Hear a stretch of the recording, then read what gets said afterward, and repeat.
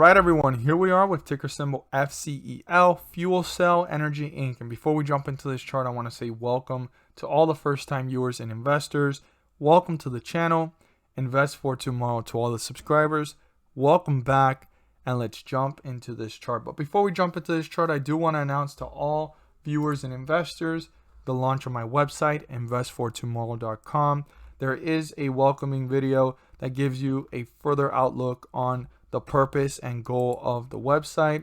We have here the forums that you can go ahead and participate in. There's going to be the weekly and monthly stock picks to watch, the daily watch list, the gallery of investors, and how to manage the intangible, which is the first forum that's a further extension from just stocks, and there will be many more. Now here we have the members options.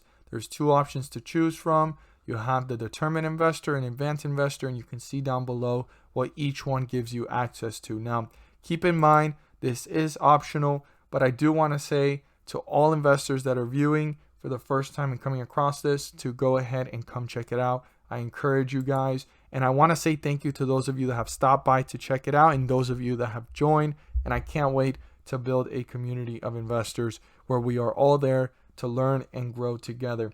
But let's see here with Fuelcell. So Fuelcell ran up. It hit highs here of about 915.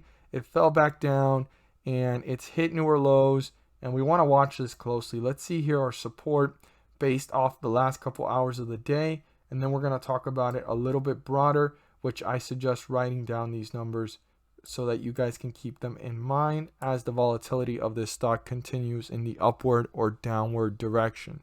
So it's currently at 825. Peaks of this was up at 1129. It fell down to about 651. It was in a recovery, and it's kind of leveled off here at the 839 mark currently, and then it shows basically that we're here in the $8 mark. So let's see here what we're looking at for tomorrow and what our 50-day moving average is and what our resistances. So the lowest point reached in the day and in this downward direction is 755. I definitely recommend writing that down. Super important number to keep in mind if the volatility continues in the downward direction and how this continues to play out for the next coming days and weeks in the downward volatility. Now, in the upward volatility, if this breaks through resistance and the 50-day moving average and gets back into bullish territory, 905 is the highest point before the fall. And that's an important number to keep in mind for the volatility in the upward direction. So keep those numbers in hand and written down. But let's look at our resistance and support based off the last couple hours of the day and how this is going to impact how the stock reacts tomorrow. So right now, it's in a sideways movement. It's sitting at 813, and the 50-day moving average is 840. 840 is a very important number. As long as we're below it, we're in bearish territory. The moment we're above it, we're in bullish territory. So the bulls really want to break through this point and get back into bullish territory. Right now, we're stuck below it. But if the bulls work their way up and build momentum off of the resistance, they're not too far off the 50-day moving average. Now, currently, the support level is 801. Super, super important number to keep in mind.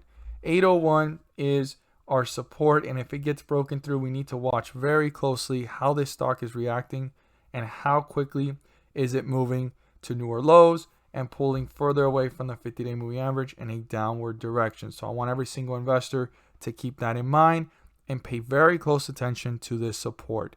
Now, on the other hand, we have our resistance, and that's 838. The bulls need to break through this and turn it into a support to get closer to the 50-day moving average and get back up into bullish territory. Now, 838 does not signify that the bulls have gained control and that they're going to get back into bullish territory. They're still away from it, not too far, by 2 cents at 840, but they still have to turn this into a support and break away from it to reach newer highs and new resistance levels. With these cues, I hope you guys are well equipped for tomorrow's trading day. As always, if you found this video helpful and informative, please do so and subscribe. Don't forget to click on the bell to turn on all notifications and not miss a single video that I post. Share this with your friends and community, And don't forget to hit the like button to let me know you watch this video. Thank you guys so much for watching, and let's make some money. At the end of this video, there's going to be a pop-up video, and in that video, I will be discussing about the S&P 500 index and how it's been rising several points on scheduled dates. As you see here on the graph, these circles are the dates that the pumps have happened, and I use them as examples to show you guys how much the stocks have risen and the S&P 500 index rose on those dates. And the reason why it's rising is due to the fact that the Federal Reserve is pumping the markets. On these dates, the charts and the dates speak for themselves, as we can see it here, and I break it down into more detail in the video. But just to summarize it, on these dates, the S&P 500 rises, and there's individual ticker symbols rising up with it, anywhere from 30 cents to $3 per share. I know it may not seem like a lot, but per share that does add up, and these individual ticker symbols are giving you back profits. These are profits, and like I always say, profits are profits. Whether it's $1 put into the market and you get back $2, you've put in an initial investment and you got back more than what you started with. That's what it's all about. And also in the video, I go into further detail showing you guys these dates and showing you how much it rose. Like, for example, this was one of the last pump dates, and the lowest point that it reached was down here at 35.11, and the highest point reached was 35.57. That's like a 40-point jump. And here we're seeing the same thing. It went down to 35.88, and it rose up to about, I'd say, let's see, this is all still in the same day. It rose up to about a total amount of 36.23. When you do the math, that's almost a 40 to 50 point jump, and there's individual ticker symbols rising up with this. Now, I'm not there to guarantee you profits. I'm not there to tell you to buy, sell, or hold anything in particular.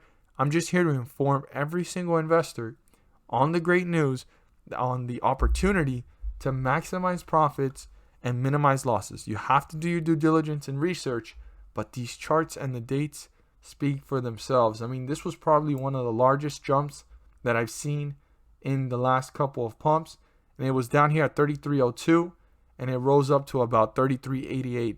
That was an 80-point jump.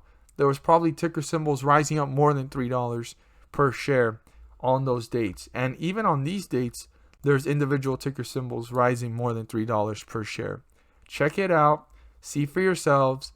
And my best advice is look for ticker symbols that may be resembling the behavior of the S&P 500 index, and you'll be able to go ahead and give it a shot. Check it out. Again, I'm not there to tell you to buy, sell, or hold anything in particular. I'm not there to guarantee you profits. I'm just here to go ahead and share the information along with every single viewer and investor. The video should be popping up soon. If you haven't seen it already, pop up. There is the link down below in the description. Thank you guys so much for watching, and let's make some money.